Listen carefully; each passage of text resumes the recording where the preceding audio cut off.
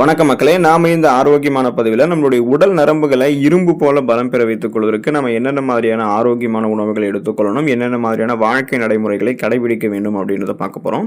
நம்மளுடைய உடல் நரம்புகளை வலுவாகவும் சுறுசுறுப்பாகவும் இயக்க வைக்கிறதுக்கு விட்டமின் B12, மெக்னீசியம், ஒமேகா 3 கொழுப்பு அமிலங்கள் மற்றும் ஆன்டி ஆக்சிடென்ட்கள் நிறைந்திருக்கக்கூடிய உணவுகளை நம்ம எடுத்துக்கொள்ளணும். இப்போ நரம்பு மண்டலத்தை பாதுகாத்து நரம்பு பலவீனத்தை நீக்கிறதுக்கு இந்த உணவுகள்லாம் சேர்த்துக்கொள்ளணும் அப்படின்னா எந்த உணவுகள்லாம் எடுத்துக்கலாம், அந்த பட்டியலை நம்ம விளக்கமாக பார்ப்போம்.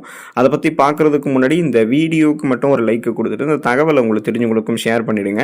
ஏன்னா அது அவங்களுக்கும் பயனுள்ளதாக இருக்கக்கூடிய ஒரு ஆரோக்கியமான பதிவு தாங்க. இது போன்ற அப்டேட்ஸ்கள் நீங்கள் தொடர்ந்து பார்க்கறதுக்கு நம்மளுடைய ஹெல்த் நியூஸ் தமிழ் சேனலை மறக்காம சப்ஸ்கிரைப் பண்ணி வச்சுக்கோங்க.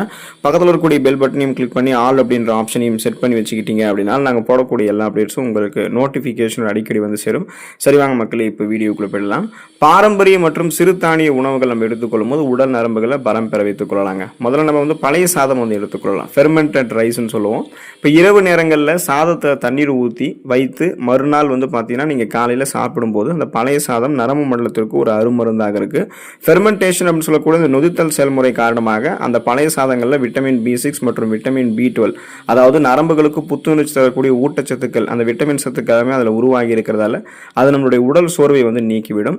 கேழ்வரகு மற்றும் கம்பு நம்ம எடுத்துக்கொள்ளலாம். சிறு தானியங்களில் குறிப்பாக கேழ்வரகுல கால்சியம் மற்றும் இரும்பு சத்து மிக அதிகம்.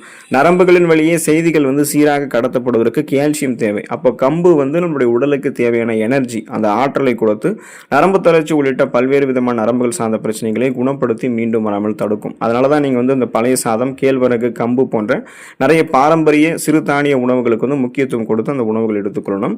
கீரைகள் மற்றும் மூலிகைகள் வந்து நீங்கள் எடுத்துக்கொள்ளும் போது நரம்புகளை பலம் பெற வைத்துக் கொள்ளலாங்க. முருங்கை கீரை நீங்கள் எடுத்துக்கலாம். இப்போ முருங்கையை வந்து நட்டவன் வெறும் கையோடு போவான் அப்படின்ற அந்த பழமொழி வந்து உண்டு. அதாவது வந்து பார்த்தீங்கன்னா தடி ஊன்றாமல் நடப்பான் அப்படின்றது அதுக்கு வந்து அர்த்தம். அந்த அளவுக்கு முருங்கை கீரை வந்து நம்ம ஆரோக்கியமாக நமக்கு வந்து வைக்கும். இப்போ முருங்கை கீரையில் இரும்பு சத்து, கால்சியம், விட்டமின் C மற்றும் அமினோ அமிலங்கள் கொட்டி கிடைக்குங்க. இது எல்லாமே நரம்புகளுக்கு ரத்த ஓட்டத்தை வந்து அதிகரித்து நரம்பு தளர்ச்சி உள்ளிட்ட பிரச்சனைகளை வந்து வேரோடு நமக்கு நீக்கிறதுக்கு முருங்கை கீரை உதவிகரமாக இருக்கும். மணத்தக்காளி மற்றும் பசலை கீரை எல்லாம் கூட நம்ம எடுத்துக்கலாம். குறிப்பாக பசலை கீரையில் இருக்கக்கூடிய மெக்னீசியம் நரம்புகளை வந்து அமைதிப்படுத்தி இந்த ஸ்ட்ரெஸ், டென்ஷன் அதெல்லாம் உங்களுக்கு எதுவும் இல்லாமல் அழுத்தத்தை எல்லாம் குறைச்சி, மணத்தக்காளி கீரை கூட நீங்கள் எடுத்துக்கொண்டீங்கன்னா கூட நரம்புகளில் ஏற்படக்கூடிய இந்த புண்கள் இது எல்லாத்தையுமே குணப்படுத்தக்கூடிய தன்மையை உங்களுக்கு வந்து கொடுக்கும். மணத்தக்காளி கீரை, பொன்னாங்கண்ணி கீரை, பசலை கீரை இதெல்லாம் நீங்கள் எடுத்துக்கொள்ளும் போது உடல் நரம்புகளை பலம் பெற வைத்துக் கொள்ளலாம். தினமும் கிரீன் வெஜிடபிள்ஸ் அப்படின்னு சொல்லக்கூடிய இந்த பச்சை இலை காய்கறிகள் எடுத்துக்கோங்க. கீரைகள் எடுத்துக்கிட்டீங்கன்னா சுழற்சி அடிப்படையில் வாரத்தில் ஏதாவது ஒரு கீரைகளை மாற்றி மாற்றி சாப்பிடும்போது உடல் நரம்புகள் வந்து பலமாக உங்களுக்கு இருக்கும். உலர் திராட்சை மற்றும் நட்ஸ் வகைகள் நீங்கள் எடுத்துக்கலாம். நட்ஸு, ட்ரை ஃப்ரூட்ஸ் எல்லாம் எடுத்துக்கொள்ளும் போது உடல் நரம்புகள் பன்மடங்கு நமக்கு வந்து பலம் பெற ஆரம்பிக்கும். அதில் பார்த்தீங்கன்னா நீங்கள் இந்த ஊற வைத்த பாதாம் மற்றும் பேரிச்சம்பழம் இதெல்லாம் நீங்கள் எடுத்துக்கலாம். இப்போ பாதாமில் இருக்கக்கூடிய விட்டமின் E வந்து நரம்பு செல்களை சேதமடையாமல் பாதுகாக்குது. பேரிச்சம்பழத்தில் இருக்கக்கூடிய இரும்பு சத்து அனிமியா அப்படின்ற அந்த ரத்த சோகையை நீக்கி நரம்புகளுக்கு தேவையான ஆக்சிஜனை ரத்தம் மூலமாக நமக்கு வந்து கொண்டு சேர்க்குது.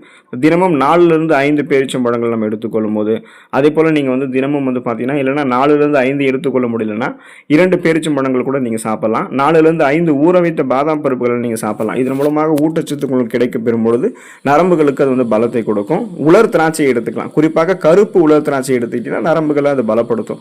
ஏன்னா அந்த கருப்பு உலர் திராட்சையில் தான் பொட்டாசியம் மற்றும் மெக்னீசியம் சத்துக்கள் அதிகமாக இருக்கு. இது நரம்பு துடிப்புகளை, அதாவது நர்வ் இம்பல்சஸை வந்து உங்களுக்கு சீராக வைக்கிறதுக்கு உதவிகரமாக இருக்கும் அப்படின்னு நீங்கள் தெரிஞ்சுக்கோங்க. பழங்களுக்கு நம்ம முக்கியத்துவம் கொடுத்து எடுத்துக்கிட்டோம்னா நரம்புகளை இரும்பு போல பலம் பெற வைத்துக் கொள்ளலாங்க. குறிப்பாக வாழைப்பழங்கள் நம்ம எடுத்துக்கணும். நரம்பு மண்டலத்தினுடைய சிறந்த நண்பன் வாழைப்பழம். காரணம் என்னன்னா வாழைப்பழங்கள் இருக்கக்கூடிய விட்டமின் B6 மற்றும் பொட்டாசியம் நரம்புகளினுடைய செயல்பாட்டை தூண்டி தசைப்பிடிப்பு மற்றும் நரம்பு இழுக்கிறத தடுக்குது. குறிப்பாக மாதுளம் பழம் நீங்கள் எடுத்துக்கொள்ளலாம். மாதுளம் பழங்கள் இருக்கக்கூடிய ஆன்டி ஆக்சிடென்ட்கள் நரம்பு மண்டலத்தில் இருக்கக்கூடிய நச்சுக்களை வந்து நீக்கி மூளை மற்றும் நரம்புகளுக்கு செல்லக்கூடிய ரத்த ஓட்டத்தை நமக்கு வந்து சீராக்குது.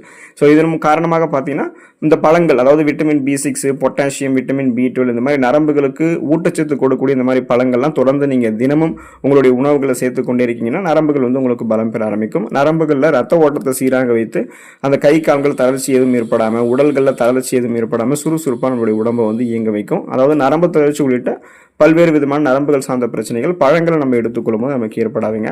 காய்கறிகள் மற்றும் கிழங்கு வகைகள் எடுத்துக்கொள்ளும் போது நரம்புகளை பலம் பெற வைத்துக் கொள்ளலாம். முருங்கைக்காய் மற்றும் சுண்டைக்காயெல்லாம் நம்ம எடுத்துக்கலாம். இப்போ முருங்கைக்காய் வந்து நரம்புகளுக்கு வலிமையை வந்து கொடுக்கும். சுண்டைக்காய் ரத்தத்தை வந்து சுத்திகரித்து நரம்புகளுக்கு புத்துணர்ச்சியை கொடுக்கும். இப்போ நீங்கள் பனங்கிழங்கு கூட நீங்கள் எடுத்துக்கலாம். இப்போ நம்ம ஊர் வந்து பார்த்தீங்கன்னா பாரம்பரிய உணவாக பனங்கிழங்கு இருக்குது. பனங்கிழங்குல வந்து ஃபைபர் என்று சொல்லக்கூடிய நார் சத்து இருக்குது, இரும்பு சத்து இருக்குது. இதெல்லாம் எல்லாமே நரம்புகளை வலுப்படுத்தக்கூடிய தாதுக்கள். அப்போ இது உடலுக்கு வந்து கடுமையான உழைப்பை வந்து தாங்கக்கூடிய வலிமையுமே கொடுக்கும். ஸோ அதனால் நீங்கள் கடுமையான உடல் உழைப்பு மேற்கொள்கிறீங்க, நரம்பு தொடர்பான பிரச்சனைகள் வரக்கூடாதுன்னா அப்பப்போ பனங்கிழங்கு கிடைக்கக்கூடிய இந்த குறிப்பிட்ட சீசன்லலாம் நீங்கள் பனங்கிழங்கு சாப்பிடணுங்க. அசைவ உணவுகள் மற்றும் பால் பொருட்கள் ஸோ உங்களுக்கு வந்து ஒத்துக்கும் அப்படின்னா இந்த மாதிரி நான்வெஜ் ஃபுட்ஸு நீங்கள் பாலெல்லாம் நீங்கள் எடுத்துக்கலாம். இது மாதிரி எடுத்துக்கொள்ளும் போது உங்களுக்கு நரம்புகள் பலமாக இருக்கும். முட்டை மற்றும் பால் நீங்கள் எடுத்துக்கலாம். நரம்புகளின் மேல் இருக்கக்கூடிய பாதுகாப்பு உரைக்கு அந்த குறிப்பாக பார்த்தீங்கன்னா இந்த பாதுகாப்பு உரைக்கு விட்டமின் B12 வந்து ரொம்ப ரொம்ப முக்கியங்க. ஸோ இந்த விட்டமின் என்ன பண்ணும் அப்படின்னா முட்டையினுடைய மஞ்சள் கரு மற்றும் பால் வந்து தாராளமாக நமக்கு கிடைக்கும். நரம்பு பலவீனத்தை குறைக்கிறதுக்கு பசும் பால் வந்து நம்ம தினமும் ஒரு டம்ளர் குடிக்கிறது அப்படின்றது ரொம்ப நல்லது. இரவு தூங்குறதுக்கு முன்னாடி குடிச்சிட்டு நீங்கள் தூங்குனீங்கன்னா தூக்கமும் அருமையாக வரும். நரம்புகளுக்கும் அது ஒரு அமைதியை கொடுத்து நரம்புகளை பலப்படுத்தும். குறிப்பாக நீங்கள் நான்வெஜ் ஃபுட்ஸ் இன்னும் நீங்கள் எடுத்துக்கிட்டீங்கன்னா மீன் எடுத்துக்கலாம். காணாங்கெழுத்தி மீன், நன்னீர் மீன், நெத்திலி மீன், சூறை மீன், மத்தி மீன், இந்த மாதிரி வந்து கடல் மீன்கள் நீங்கள் எடுத்துக்கிறோம். ஸோ சீ ஃபுட்ஸு ஃபிஷ் நிறைய சாப்பிட்டீங்கன்னா அந்த கடல் மீன்கள் இருக்கக்கூடிய ஒமேகா-3 கொழுப்பமிலங்கள் நரம்புகளில் ஏற்படக்கூடிய வீக்கத்தை குறைத்து நரம்பு சென்சார்களை கூர்மையாக்கும் இன்னும். ஸோ அதனால் பார்த்தீங்கன்னா நரம்புகள் வந்து பலமாக இருக்கும். அந்த குறிப்பாக பார்த்தீங்கன்னா உங்களுக்கு அந்த நரம்பு பலவீனமாகிறது இதெல்லாம் முன்னாடி தடுக்கப்பட்டுவிடும். இன்னும் நீங்கள் நரம்புகளை வலுவாக்குறதுக்கு சில எளிய வாழ்வியல் முறைகளை வந்து பின்பற்றலாம். சூரிய ஒளியிலேருந்து விட்டமின் D வந்து நீங்கள் பெற்றுக்கொள்ளலாம். இதுக்கு நீங்கள் என்ன பண்ணணும்னா காலை வந்து இளமான அந்த இள வெயிலில் வந்து ஒரு 15 நிமிடங்கள்லேருந்து 20 நிமிடங்கள் வந்து நீங்கள் இருக்கணும். ஸோ நடந்து போகிறது கூட நரம்புகளுடைய ஆரோக்கியத்திற்கு தேவையான அந்த விட்டமின் D இயற்கையாகவே உங்களுக்கு வந்து கிடைக்கும். போதுமான அளவுக்கு நீர் சத்து வந்து நீங்கள் பெற்றுக்கொள்ளணும். இப்போ நரம்புகள் வந்து வறட்சி அடையாமல் இருக்கிறதுக்கு தினமும் போதுமான அளவுக்கு தண்ணீர் வந்து நம்ம குடிக்கணுங்க. குறிப்பாக பார்த்தீங்கன்னா ஒரு நாளைக்கு நீங்கள் 2 லிட்டருக்கும் குறைவாக தண்ணீர் குடிக்கக்கூடாது. ஸோ 2 லிட்டருக்கும் அதிகமாக உங்களுக்கு தாகம் எடுக்கும்போது நீங்கள் தண்ணீர் குடிக்கலாம். தாகம் நின்றுச்சுன்னா தண்ணீர் குடிக்கிறது நிறுத்திடணும். அந்த அளவு மாறுபடும். ஆனால் 2 லிட்டர்லேருந்து 3 லிட்டருக்கும் குறைவாக ஒரு மனிதன் தண்ணீர் குடிக்கிறான்னா அவங்களுடைய உடலில் வறட்சி ஏற்படுதுன்னு அர்த்தம். ஸோ அந்த வறட்சி ஏற்பட்டுச்சுன்னா என்ன ஆகும்னா போதுமான அளவுக்கு நீர் சத்து இல்லாமல் நரம்புகள் வந்து பலவீனம் அடையக்கூடும். நரம்பு தளர்ச்சியெல்லாம் ஏற்படும். அதனால் போதுமான அளவுக்கு நீர் சத்து இருக்கக்கூடிய உடலமைப்பாக நம்முடைய உடலமைப்பு பார்த்துக்கொள்ளணும். ஆழ்ந்த உறக்கம் அப்படின்றது நமக்கு வேணும். ஸோ உறக்கம் அப்படின்றது இருந்தால் தான் நம்மளுடைய நரம்புகள் வந்து ரிலாக்ஸ் ஆகும். இப்போ இரவு நேரங்களில் நரம்பு மண்டலம் தன்னைத்தானே பழுது பார்த்து கொள்ளக்கூடிய ரிப்பேர் மெக்கானிசம் நடக்கும். ஸோ ரிப்பேர் மெக்கானிசம் வந்து 7லேருந்து 8 மணி நேரம் தூக்கம் நமக்கு வந்து அவசியம். அதுவும் இரவு நேரங்களில் 6லிருந்து அதாவது குறைந்தபட்சம் 6 மணி நேரம் நீங்கள் உறங்கியிருக்கணும். அல்லது வந்து பார்த்தீங்கன்னா கரெக்டான லெவலில் ஒரு 8 மணி நேரம் தூக்கம் வந்து உங்களுக்கு ரொம்ப ரொம்ப அவசியம். ஸோ இந்த மாதிரி இருக்கும்போது தான் நீங்கள் என்ன பண்ணுவீங்க அப்படின்னா உங்களுக்கு இந்த மாதிரி உணவுகளை தொடர்ந்து நீங்கள் எடுத்துக்கொள்ளும் போது வாழ்க்கை நடைமுறைகளை கடைபிடிக்கும் போது உங்களுடைய உடல் நரம்புகள் இரும்பு போல பலம் பெற ஆரம்பிக்கும். இந்த உணவுகளோடு சேர்ந்து நீங்கள் உடற்பயிற்சி செய்யும் போது உங்களுடைய உடல் நரம்புகள் இன்னும் பலமாக இருக்கும். அதனால சமநிலை மற்றும் நிலைத்தன்மை பயிற்சிகள் பேலன்ஸ் எக்ஸசைஸ் வந்து நீங்கள் பண்ணலாம். ஒற்றைக்கால் பயிற்சி வந்து நீங்கள் பண்ணலாம். நேர்கோட்டு நடைன்னு சொல்லக்கூடிய இந்த பயிற்சி பண்ணலாம். மூட்டுகள் மற்றும் இடுப்பு பகுதியை வந்து வலுவாக்கக்கூடிய உடற்பயிற்சிகள், நாற்காலியில் வந்து உட்கார்ந்து எழுறது, சேர் ஸ்குவாட் எக்ஸசைஸ் வந்து நீங்கள் பண்ணலாம். கணுக்கால் மற்றும் பாதம் வந்து சுழற்றுதல் அப்படின்னு சொல்லக்கூடிய இந்த எக்ஸசைஸ் வந்து நீங்கள் பண்ணலாம்.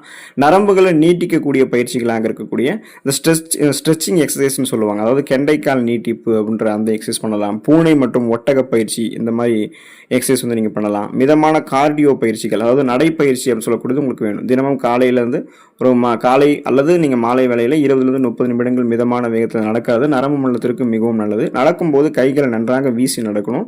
இயற்கையான தரை வந்து உங்களுக்கு வேணும் நடக்கிறதுக்கு. ஸோ பார்த்தீங்கன்னா முடிந்த வரைக்கும் புல்வெளியிலோ அல்லது சுத்தமான மண்ணிலோ வெறும் காலால் சில நிமிடங்கள் நடக்கிறது பாதங்கள் இருக்கக்கூடிய நரம்புகளை தூண்டி உடலுக்கு வந்து புத்துணர்ச்சி கொடுக்கும். ஸோ இப்போ கவனிக்க வேண்டிய விஷயம் என்னன்னா எந்த ஒரு பயிற்சியுமே நீங்கள் வேகமாக செய்யக்கூடாது. மெதுவாக நீங்கள் வந்து செய்யணும். அதுதான் ரொம்ப ரொம்ப முக்கியம். நீங்கள் பயிற்சிகள் செய்யும் போது நரம்புகளில் கடுமையான சுளுக்கோ வலியோ ஏற்பட்டுச்சுன்னா உடனே அந்த பயிற்சி நீங்கள் நிறுத்திடணும். மூச்சு பயிற்சியெல்லாம் நீங்கள் செய்யும் போது அந்த நரம்புகளுக்கு வந்து அதிக ஆக்சிஜனை கொண்டு சேர்க்கறதுக்கு அது உதவிகரமாக இருக்கும். அப்போ உணவுகளோடு சேர்ந்து வாழ்க்கை நடைமுறைகளோடு சேர்ந்து உடற்பயிற்சிகளும் நம்ம வந்து செஞ்சோம், யோகாசனங்கள் எல்லாம் செஞ்சோம் அப்படின்னா நம்மளுடைய நரம்புகள் பலமாக இருக்கும் அப்படின்றத நீங்கள் தெரிஞ்சுக்கோங்க. ஆரோக்கியமாக இருங்க. அடுத்த ஆரோக்கியமான பதிவில் மறக்காமல் சந்திப்போம். நன்றி மக்களே.